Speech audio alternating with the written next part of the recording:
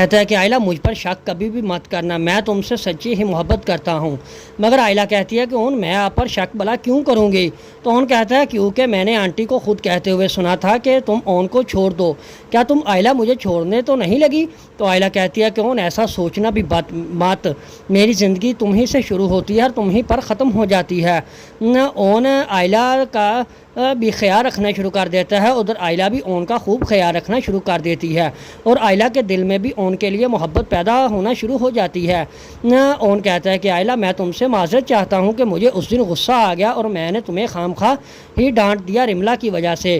تو آئلہ کہتی ہے کہ کوئی بات نہیں، تمہارا غصہ مجھ پر بنتا ہے، تمہارا حق بھی ہے کیونکہ میں تمہاری بیوی ہوں، مگر تمہیں ایک دفعہ مجھ سے بھی پوچھ لینا چاہیے تھا کہ آخر وہ بات سچ ہے بھی تھی یا نہیں اور وہ کیا ڈیل کرنے آئی تھی۔